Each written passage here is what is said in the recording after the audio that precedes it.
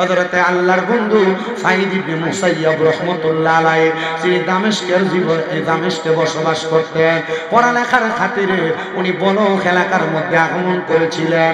হযরতে সাঈদ ইবনে মুসাইয়্যিব বলে, জগতের মানুষের দলেরা, আমি এমন একটা দুষ্কৃতিকর স্বপ্ন দেখেছি, এই স্বপ্ন দেখার পর আমার মাথার সেন্স আউট হয়ে গেছে। বলে কেন কেন? বলে বেপরদার কারণে আল্লাহ যে একটা মানুষে আযাব দিতে পারে, আমি নিজে ইশরাকের নামাজের আগ মুহূর্তে এটা দেখে ফেলছি। এজন্য আশিক সুরে সুরে লেখে, সাবধানে থাকিও নারী পরদার আড়ালে, বলেন সাবধানে থাক। ওরে হাদিসে হারামে লিখে অন্য দেখিলে, হাইরে হাদিসে হারামে লিখে অন্য দেখিলে, সাবধানে থাকিও নারী লে কন্যা, সাবধানে থাকিও নারী। আরে আজকালকার নারী গণে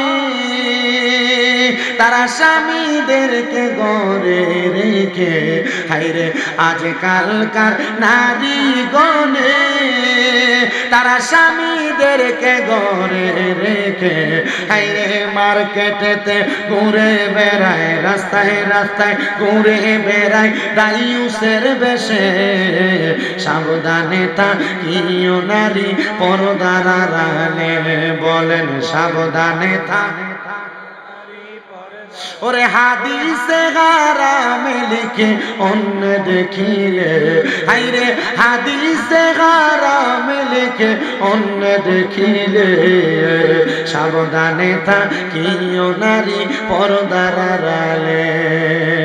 আরে নারীদেরও রূপ দেখিয়া কত পুরুষে যায় মাতালে হইয়া, আরে নারীদেরও মেকআপ দেখিয়া কত পুরুষে যায় মাতালে হইয়া, তারা জানে না সে কারণে যাবে দোজখের মাঝে, সাবধানে থাকিও নারী পরদার আড়ালে, বলেন সাবধানে থাকিও নারী পরদার আড়ালে।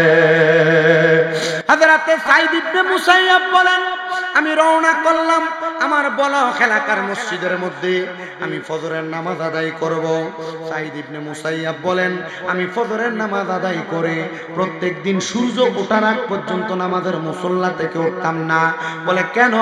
আমার নবীজি ফজরের নামাজ পড়ে সূর্য ওঠার আগ পর্যন্ত নবীজি নামাজের মুসল্লাতে জিকির আজকার করতেন। নবীজি ততক্ষণ নামাজ মুসল্লাতে করতেন না যতক্ষণ সূর্য ওঠার সাথে সাথে আমার নবীজি 2 রাকাত ইশরাকের নামাজ না পড়তেন। নবীজি ইশরাকের নামাজটা কেন পড়তেন? আমরা ফজরের নামাজও পড়ি না, আবার ফজরের নামাজ কোন রকম পড়লে মুরগি যেমন ঠুকর দিয়া আদার খায়, কোন রকম সেজদাগুলা দিয়ে আমরা তাড়াতাড়ি বাড়িতে চলে যাই। কিন্তু আমার নবীজি ফজরের নামাজ আদায় করে নামাজের মুসল্লা থেকে উঠতেন না। নবী আমার সূর্য ওঠার আগ পর্যন্ত নামাজের মুসল্লাতে বসে থাকতেন। জোরে কোন সুবহানাল্লাহ। আমার নবী ইশরাকের নামাজ পড়তেন। হযরত সাঈদ ইবনে মুসাইয়্যিব বলেন, আমি ইশরাকের নামাজের জন্য অপেক্ষা করলাম, কিন্তু আমার এই দিন চোখের মধ্যে একটু ঘুম ঘুম ভাব।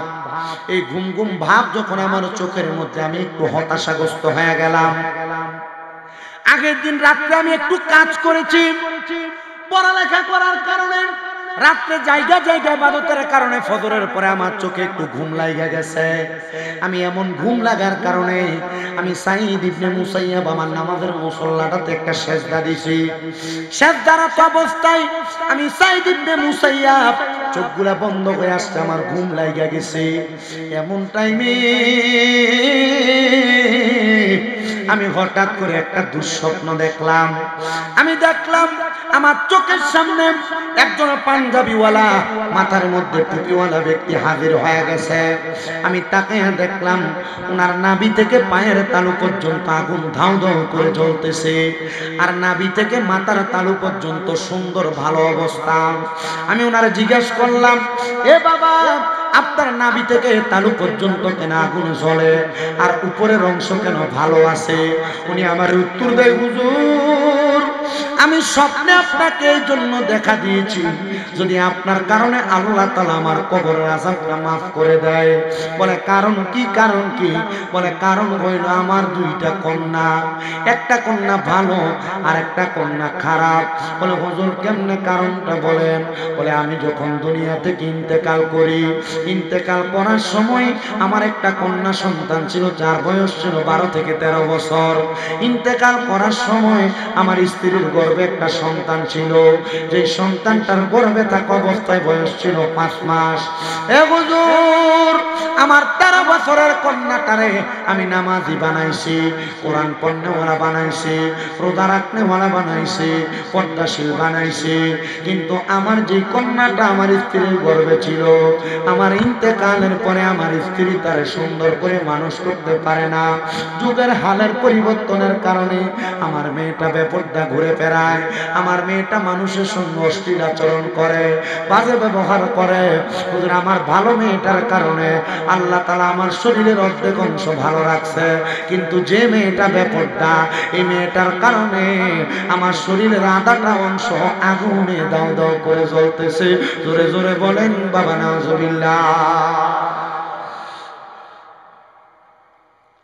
সাইদ ইবনে মুসাইয়াব বলে আল্লাহ এমন স্বপ্ন তুমি আমারে দেখাইলা, যে স্বপ্ন দেখা আমি ঠিক মতো খাবারও খাইতে পারি না, ইবাদতে আমার মনোযোগ হয় না। সাইদ ইবনে মুসাইয়াব মনে মনে চিন্তা করে উদ্যোগ নিলেন, আমি পুরা বলখ এলাকার ঘরে ঘরে তালাশ করব কে সেই ব্যক্তির পরিবার। পুরো এলাকা তালাশ করলাম, কোনো পরিবারের সন্ধান পাইলাম না। হঠাৎ করে একটা ঘরের দরজার সামনে গেলাম, যে দেখলাম ঘরের দরজাটা ভিতর থেকে মাইরা দেওয়া। আমি সালাম দিলাম, আসসালামু আলাইকুম ওয়া রাহমাতুল্লাহ। আমার সালামের কোনো জবাব দেয় না। দ্বিতীয়বার সালাম দিলাম, আসসালামু আলাইকুম ওয়া রাহমাতুল্লাহ। আমার সালামের কোনো জবাব দেয় না। আমি তৃতীয়বার সালাম দিলাম, আসসালামু আলাইকুম ওয়া রাহমাতুল্লাহ। আমার সালামের কোনো জবাব না দিয়া আমি দেখলাম দরজাটা খুইলা একটা মেয়ে বের হইয়া তার হাতের মধ্য থেকে অনেকগুলা ময়লা পানি আমার গায়ে মেলা মারছে, আমার গায়ে ফিক্কা দিছে, আমার গাওটা ময়লা হয়ে গেছে। আমি রাগান্বিত হইলাম, আমি আর তাদের ঘরের সামনে দাঁড়াইলাম না। আমি তাদের ঘরের সামনে থেকে ফিরা আমি পিছনের দিকে যাইতে লাগলাম। এমন টাইমে হঠাৎ করে শুনলাম একটা মেয়ের কণ্ঠে আমার সালামের জবাব দেয়, ওয়া আলাইকুমুস সালাম ওয়া রাহমাতুল্লাহি ওয়া বারাকাতুহু। আমি সালামের জবাব পাইলাম, রাগান্বিত হইয়া আমি তার দিকে ফিরে তাকাইলাম না। আমার আবার জবাব দেয়, ওয়া আলাইকুমুস সালাম ওয়া রাহমাতুল্লাহি ওয়া বারাকাতুহু। আমি আবার তার দিকে ফিরে তাকাইলাম না। আমি 3 বার সালাম দিয়েছি, আমার তৃতীয়বার আবার সালামের জবাব দিছে, ওয়া আলাইকুমুস সালাম। 3 বার সালামের জবাবটা পাইয়া আমি তারপরও ফিরে তাকাইলাম না। কিন্তু আমি দেখলাম 3 বার সালাম দেওয়ার পরে চতুর্থবার ওই মেয়েলি কণ্ঠে আমার জবাব দেয়, আসসালামু আলাইকুম ওয়া রাহমাতুল্লাহ। আল্লাহু আকবার। উনি 3 বার সালাম দিছিলেন, ওনার জবাব উনি 3 বার ফেরত দিয়েছেন। কিন্তু যখন ওই মেয়ের জবাব পাইও উনি ফিরে তাকান নাই। উনি যখন পাইলেন আরেকবার ওনার সালাম দিছে, চতুর্থবার এই সালাম পাই উনি জবাব দিছে। উনি বলেন আমি মেয়েটার দিকে ফিরে তাকাইলাম না, পেছনের দিকে আমি 20 কদম হেঁটে হেঁটে গেলাম। পেছনের দিকে 20 কদম হেঁটে যাইলাম। আমি মেয়েটাকে বললাম, মা তুমি আমার জন্য গায়রে মাহরাম। গায়রে মাহরাম মানে আমি তোমাকে দেখতে পারবো না, তুমি আমারে দেখতে পারবা না। হযরত সাইদ ইবনে মুসাইয়াব বলে, মা তোমার কাছে জানতে চাই গো মা, তোমার আব্বা জান কি তোমার দুনিয়াতে 12-13 বছর রাইকে মারা গেছিল? কই হ্যাঁ হুজুর। ও মা তোমার মায়ের গর্ভে কি একটা সন্তান ছিল? বলে হ্যাঁ হুজুর, যে মেয়েটা আপনার পানি মারছে এটাই আমার বোন। হুজুর তার পক্ষ থেকে মাফ চাই, হুজুর আপনি মাফ করে দিবেন গো। কেন আপনি আমার বাড়ির দরজার সামনে আসলেন? হুজুর ডাক দিয়া কয়, মা যে খবর নিয়ে আইছি গো, ওই খবরের প্রমাণ আমি পায়া গেছি গো। আমি ফজরের নামাজের সময়, নামাজের পরে এশরাকের নামাজের মধ্যবর্তী সময় আমি দেখছি তোমার আব্বা জান জাহান্নামের আগুনে অর্ধেক শরীর দাও দাও করে জ্বলতেছে, অর্ধেক ভালো। আমি বুঝতে পারলাম এই অর্ধেক শরীর জ্বলছে তোমার এই বোনটা বেপরদা এবং অশ্লীলতা করার কারণে, তোমার বোনটা বিশৃঙ্খলা পূর্ণভাবে চলাফেরা করার কারণে। ওই মাইয়াটা এই কথাটা শোনার সাথে সাথে পানির বোলটা হাত থেকে ফেলাইয়া দিয়া একটা লাফ দিয়ে আল্লাহর ওলির কদমে ধরে ফেলছে, আর পাগুলার মধ্যে ধরে কই হুজুর আমার মা বলেছে আমার বাবা নাকি আমারে 5 মাসের গর্ভে রেখে ইন্তেকাল করেছে। হুজুর আমি আমার যে বাবারে দেখিনি আমার বাবা আমারে জন্ম দিছে। হুজুর ওই বাবা মারা যাওয়ার পর যদি আমি মাইয়ার কারণে দোজখের আগুনে জ্বলে, হুজুর বলেন না এমন কোন কাজ করলে আমার আল্লাহ আমার আব্বারে মাফ করে দিবে? হুজুর ডাক দিয়ে কই মাইয়া রে তুমি বেপরদা চলা বন্ধ করো, বেহায়াপনা করা বন্ধ করো, অশ্লীলতা করা বিশৃঙ্খলা করা বন্ধ করো। বলে কেন কেন? বলে যদি বন্ধ করো তাহলে আমি অনুমান করতেছি আল্লাহ তোমার আব্বারে মাফ করে দিবে। ও মাইয়া বলে আমি আর পর থেকে একটানা 7 দিন পর্যন্ত আর পর্দা করা বন্ধ করি না। আমি পর্দা করেছি, 5 ওয়াক্ত নামাজ পড়েছি, আমি কোনো পরপুরুষের সামনে যাই নাই। আমি 7 দিন একটানা আল্লাহর কাছে কান্নাকাটি করেছি আর বলেছি আল্লাহ আপনার কাছে আমার ফরিয়াদ, আপনি যে দুনিয়ার জমিনের মধ্যে আমার আব্বা জানকে নিয়ে গেছেন আমার এতিম বানাইয়া, ওই আব্বা আমি মাইয়ার কারণে দুজকের আগুনে জ্বলে, আল্লাহ আমি তওবা করি আর গুনার কাম করতাম না। ও ফুলারা ও বেটারা তোমাদের যাদের মা বাবা কবরে, চিন্তা করে দেখো তোমার গুনার কারণে নি আল্লাহ তাআলা কবরে আযাব দেয়। ও কাজীর কাপের পর্দার অন্তরালের মহিলারা তোমরা যারা বেপরদা চলো বেহায়াপনা করো, চিন্তা করে দেখো তোমার বেহায়াপনা বেপরদার কারণে আল্লাহ নি তোমার মা বাবার কবরে আযাব দেয়। ওই মাইয়া 7 দিন পরে হযরতে সাঈদ ইবনে মুসাইয়াবের ঘরের দরজার সামনে চলে গেছে, যে ডাক দিয়া কয় ও সাঈদ ইবনে মুসাইয়াব রাহমাতুল্লাহ আলাইহি আপনার কাছে আমার একটা প্রশ্ন। হুজুর আজকে 7 দিন আমি বেপরদা চলি না, নামাজ ছাড়ি না, আমি আল্লাহ তাআলার হুকুম হারামগুলা মাইনা চলি। হুজুর বলেন না আমার আল্লাহ আমার আব্বারে মাফ করছিনি? হুজুরকে স্বপ্নে না দেখছিলাম কিন্তু অন্ধকার খবর জানি না। হুজুর স্বপ্নে দেখছিল না, হুজুরের কথা হলে এরপরে তো অবস্থা আমি জানি। মাহফিল কি আরেকটা চলে নাকি বলেন? আলহামদুলিল্লাহ। শুনেন আমার বাবা ভাইরা বন্ধুরা, হযরত সাঈদ ইবনে মুসাইয়াব কয় এখন তো মায়াটারে সান্ত্বনা দেওয়া লাগবে। মায়া কান্দে আর কয় হুজুর আমার আব্বা জানের অবস্থা কেমন আপনি বলেন, আপনি না বললে আমার আল্লাহ তাআলা আমার আব্বারে মাফ করবে না। হুজুর ডাক দিয়ে কয় মা তোমার আব্বা জানের অবস্থা যদি তুমি জানতে চাও তাহলে তুমি এখন নিয়ত করো এখন থেকে তাহাজ্জুদের নামাজ পড়বা।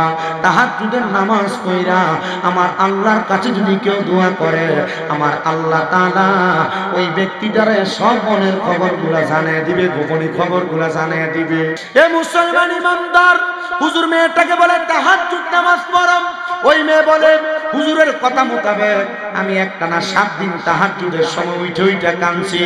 আগের 7 পরের 7 কত 14 দিন কান্নাকাটি করেছি। আল্লাহ আমার আব্বা জান কবরে কেমন আছে আমি জানি না,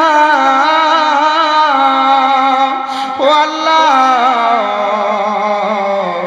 আমার আব্বা জান রে তুমি মাফ করে দাও, আমার আব্বা জান রে তুমি ক্ষমা করে দাও।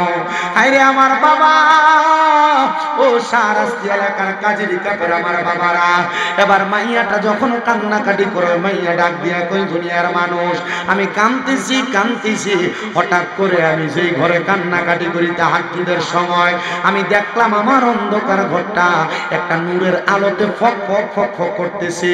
হঠাৎ কোন আলো যদি দেখে চোখ খোলা যায় না, আমি এমন অবস্থা দেখে চোখ খুলতে পারতেছি না। আমি এই অবস্থাটা দেখে জিজ্ঞাসা করলাম, কে গো আপনি আমার ঘরের মধ্যে? আমি তাকে দেখলাম সাদা রঙের পোশাক পরা একজন মানুষ নুরানি সুরত নিয়ে আমার ঘরের সামনে দাঁড়ানো। আমি ওনারে প্রশ্ন করলাম, কে আপনি?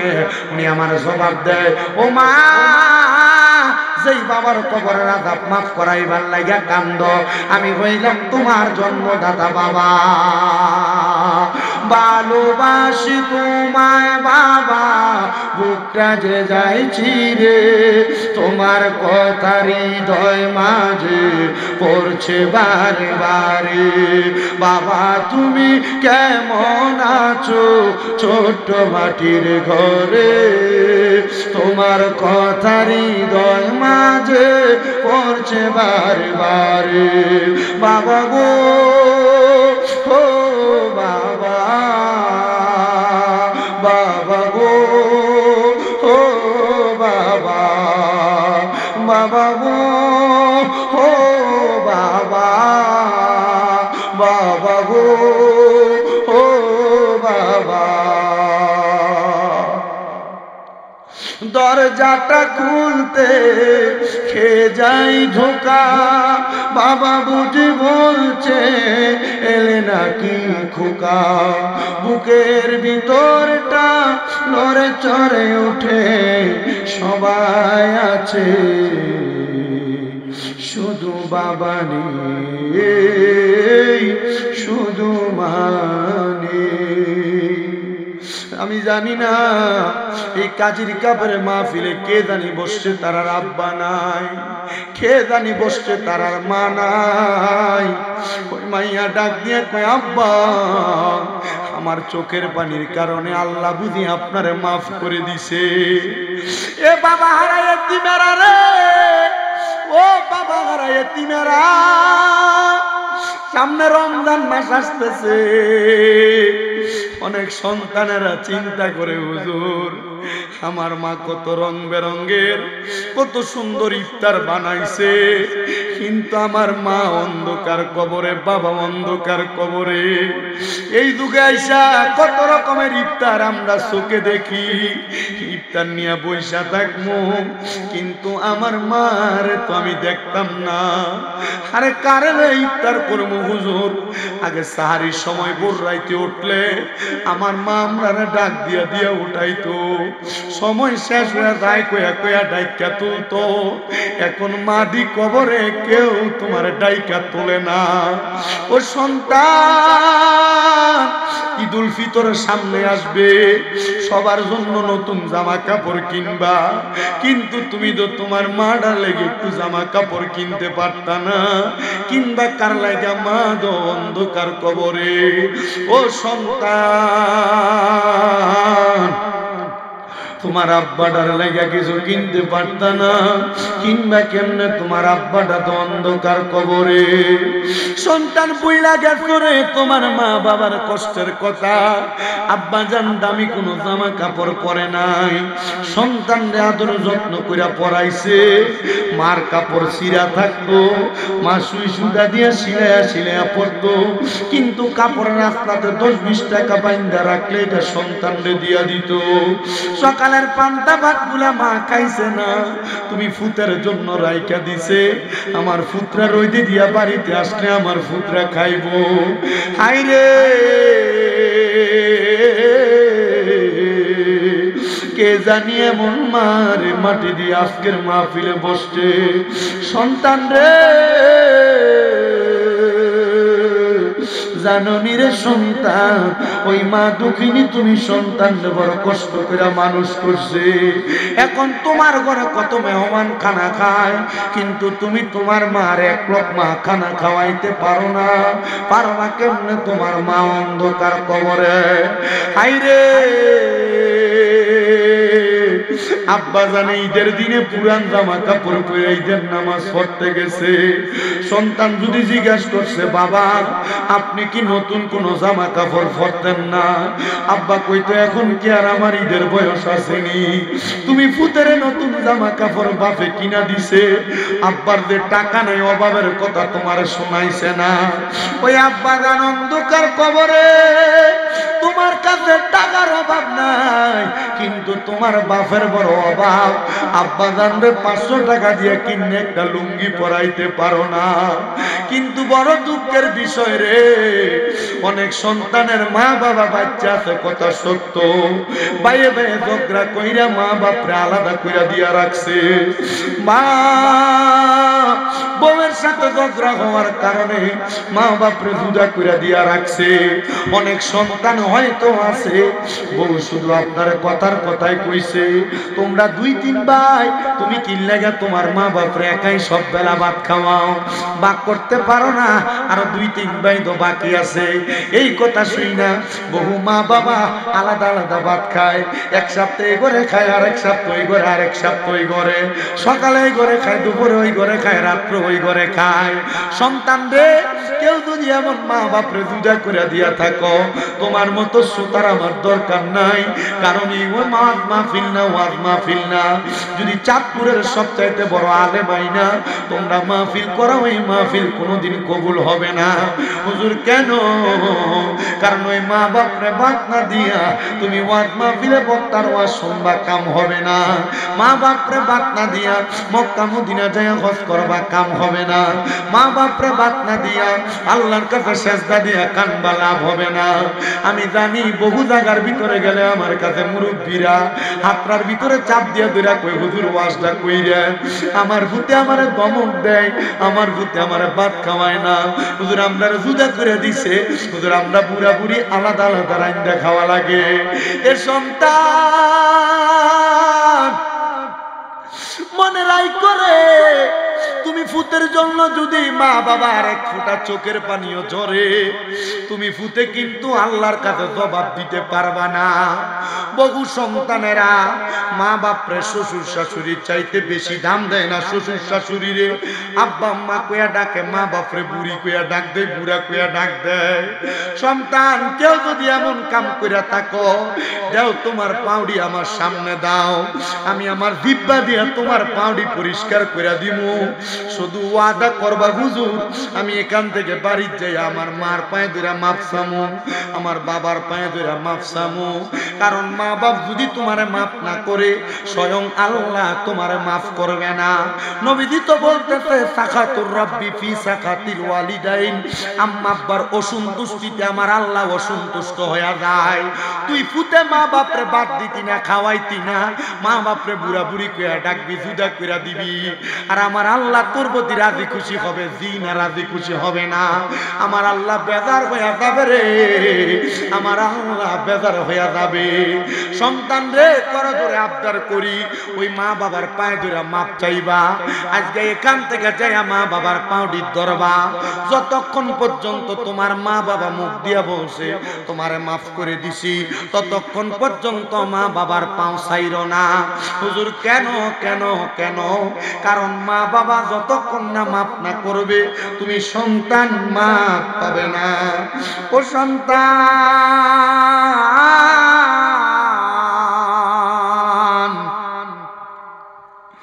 আবদার করি তোমার কাছে মাফ চাইও।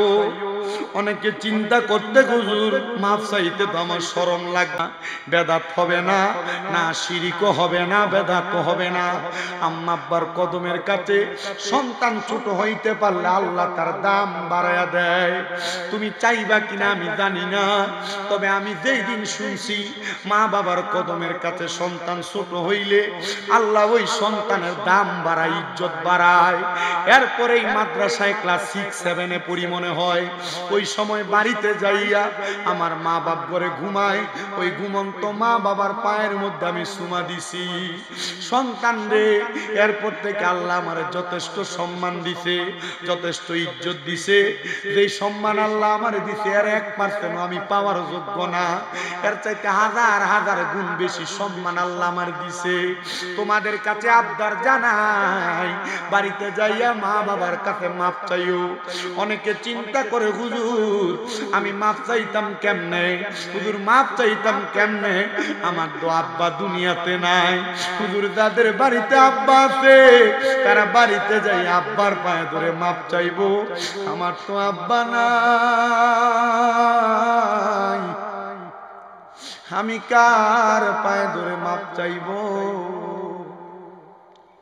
অনেকে চিন্তা করে হুজুর যাদের বাড়িতে মা আছে তারা বাড়িতে যাইয়া মার পায়ে ধরে মাপ চাইব।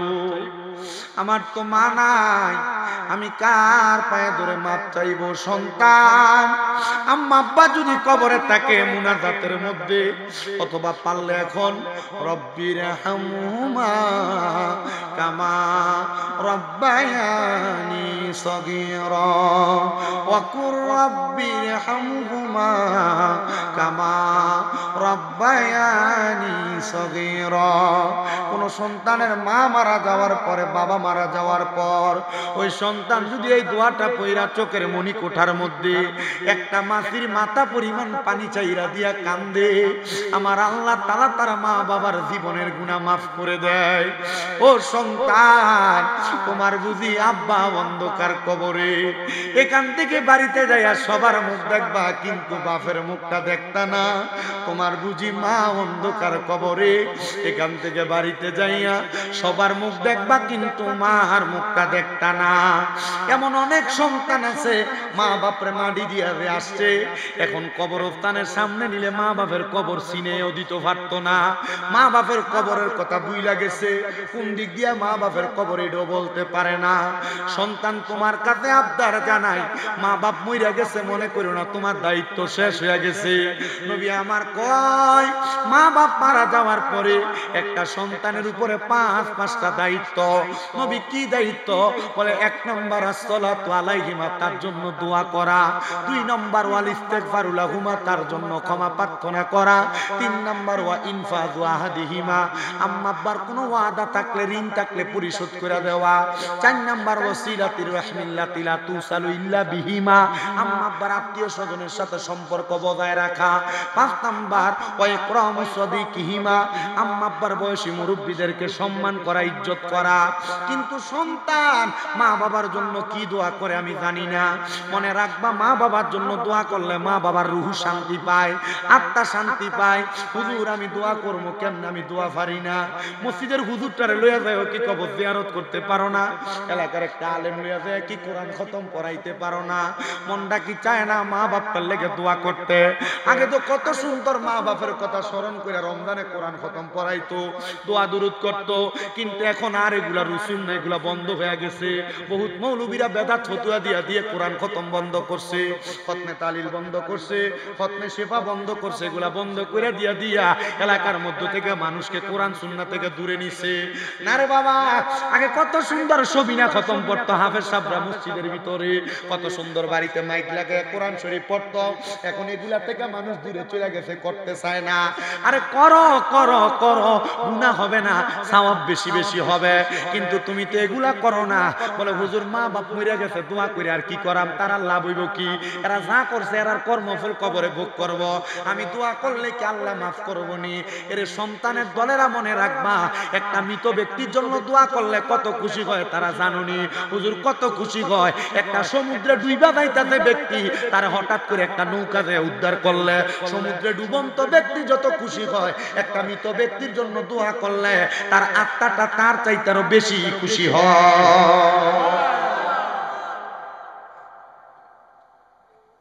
দোয়া করবেন নি? আপনি মাসে একবারও কবর জিয়ারত করেন না, বছর ঈদের নামাজ পড়ে আসার সময় মন চাইলে করেন না, চেত করেন না। কিন্তু নবীজি নিতে বলে বৃহস্পতিবার আসরের নামাজের পর থেকে শুক্রবার মাগরিবের নামাজের আগ পর্যন্ত কোন সন্তান যদি তার মা বাবার কবরের সামনে দাঁড়ায়া যায় আর দোয়া করে, আল্লাহ তাআলা তার মা বাবারে মাফ করে মাফ করে। আরে চোখেরই পলকে তুমি হতে পারো লাশ, চিরতরে বন্ধ হবে তোমারই নিঃশ্বাস।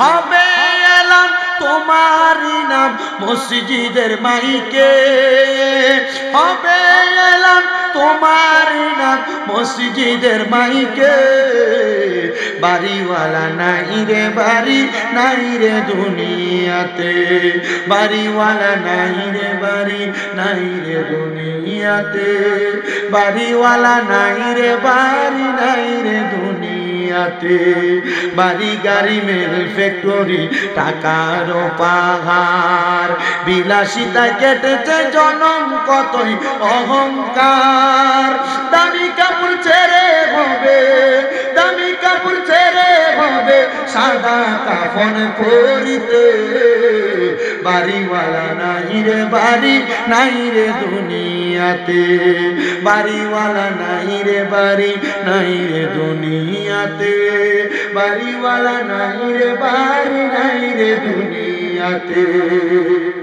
তোমার বয়ে থাকতো মানুষ ছিল বাহাদুরি বাবনি হাওয়ায় উড়া তুমি যে রঙিন গুড়ি তোমার বয়ে থাকতো মানুষ ছিল বাহাদুরি বাবনি হাওয়ায় উড়া তুমি যে রঙিন গুড়ি সুতোয় টানে দিলে মালিক সুতোয় টানে দিলে মালিক পারবে না তাকিতে বাড়িওয়ালা নাই রে বাড়ি নাই রে দুনিয়াতে বাড়িওয়ালা নাই রে বাড়ি নাই রে দুনিয়াতে বাড়িওয়ালা নাই রে বাড়ি নাই রে দুনিয়াতে আল্লাহ আল্লাহ আল্লাহ আল্লাহ ইকু বন্ধ করেন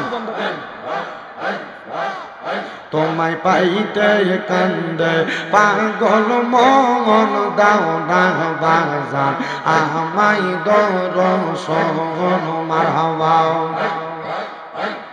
তোমায় পাইতে কান্দে পাগল মন দাও না বাজার আমায় দর্শন মারহাবা আল্লাহ কোন সাধনে পাইব গো সারাস্তি তোমার রাঙ্গা দুই চরণ মারহাবা আইরে কোন সাধনে পাইব গো মুর্শিদ তোমার রাঙ্গা দুই চরণ দাও না বাজার আমায় দর্শন মারহাবা আল্লাহ আল্লাহ তোমায় পাইতে কান্দে পাগল মন দাও না বাজার আমায় দর্শন মারহাবা আল্লাহ আল্লাহ আমার বলতে আমি নাই রে তুমি মরজি বনরে দয়াল তুমি মরজি মারহাবা জীবন যৌবন সইপা দিতাম জীবন যৌবন সইপা দিতাম পাইলে তোর চরণ ও দয়াল তুমি মোর জীবন মারহাবা আল্লাহ আল্লাহ তোমায় পাইতে কান্দে পাগল মন দাও না বাজার আমায় দর্শন মারহাবা জবানটা খুইলা আল্লাহর ডাকে শরণ নাই আল্লাহ আল্লাহ লা ইলাহা ইল্লাল্লাহ মুহাম্মদ রাসূল আখিরাতে পার হবি তুই ফুলসে রাতের মারহাবা আল্লাহ আল্লাহ আল্লাহ যেই দিন কাঙাজি হবে জাররা জাররা হিসাব হবে মারহাবা আল্লাহ যেই দিন কাঙাজি হবে জাররা জাররা হিসাব হবে মারহাবা সেই দিন তোমায় কে তোরাবে সেই দিন তোমায় কে তোরাবে মুহাম্মদ রাসূল আখিরাতে পার হবি তুই ফুল সে রাতের ফুল মারহাবা আল্লাহ লা ইলাহা ইল্লাল্লাহ মুহাম্মদ রাসূল আখিরাতে পার হবে তুই ফুল সিরাতের পর মারহাবা আল্লাহ আল্লাহ 40,000 বছর লাগবে ফুল সিরাত পারি দিতে মারহাবা 40,000 বছর লাগবে ফুল সিরাত পারি দিতে মারহাবা সেই দিন তোমায় কে তোরাবে সেই দিন তোমায় কে তোরাবে মুহাম্মদ রাসূল আখিরাতে পার হবি তুই ফুল সিরাতের পর আল্লাহ আল্লাহ রাসূলুল্লাহ আমরার চোখের বলি মক্কি মাদানী রাসূলুল্লাহ আমরার চোখের মনি মারহাবা আল্লাহ আল্লাহ রাসূল পাইলে আল্লাহ পাবি সেই কথা কোরআনে পাবি আল্লাহ নবীর এই কথা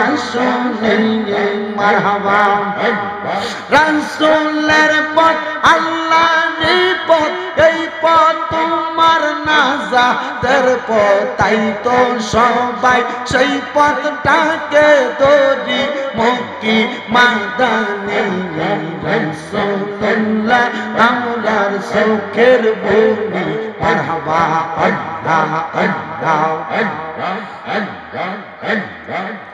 লা ইলাহা ইল্লাল্লাহ মুহাম্মাদুর রাসূলুল্লাহ সাল্লাল্লাহু আলাইহি ওয়াসাল্লাম আল্লাহুম্মা আমিন আল্লাহুম্মা আমিন আলহামদুলিল্লাহি রাব্বিল আলামিন আসসালাতু ওয়াসসালামু আলা রাসূলিল কারীম রব্বানা যালামনা আনফুসানা ওয়া ইল্লাম তাগফির লানা ওয়া তারহামনা লানাকুনান্না মিনাল খাসিরিন ইয়া ইলাহি রহম ফরমা মুস্তাফা কি ওয়াসতে খুলে দে দরওয়াজায়ে রহমত গাদা কি ওয়াসতে रहमतुल लिल आलमीन खत्मे रसूल जाने जगह अहमद हामिद मुहम्मद मुस्तफा की वास्ते मबूदो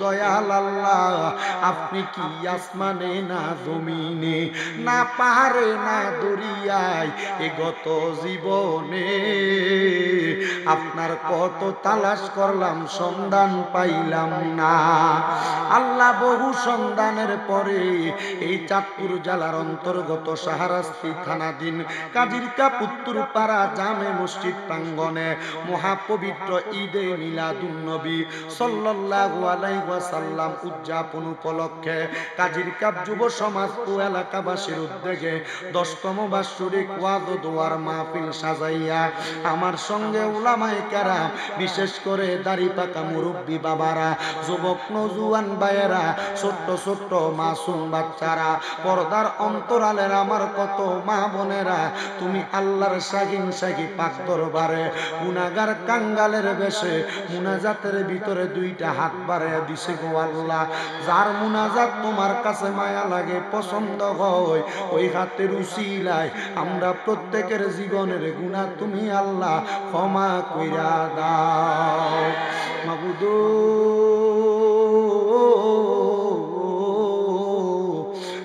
দুনিয়াতে এক দরজার মধ্যে ফকিররে যদি মানুষ ফিরিয়া দেয় ভিক্ষুকরে যদি মানুষ ফিরিয়া দেয় ভিক্ষুক যাইয়া আরেক দরজার মধ্যে হাত বাড়াই গো আল্লাহ আল্লাহ তোমার রহমতের দরজা থেকে যদি আমরা বান্দাদেরকে ফিরিয়া দাও বলো না গো আমরা বান্দারা আমাদের তো আর কোনো ক্ষুধা নাই আমরা কার কাছে যাইয়া হাত বাড়ামু দয়াল রে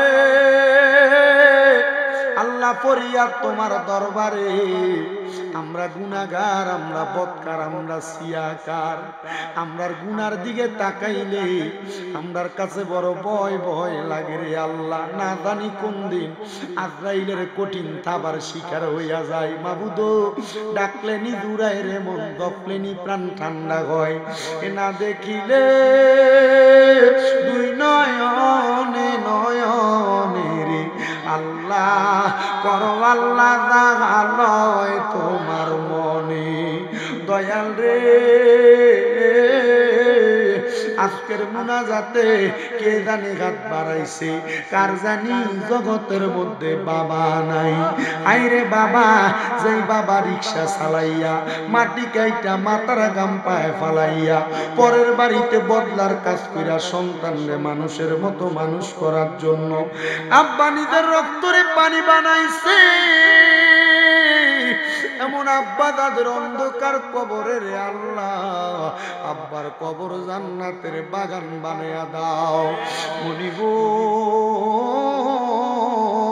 কে জানি হাত বাড়াইছে, কার জানি জগতের মধ্যে মা নাই। হায়রে মা,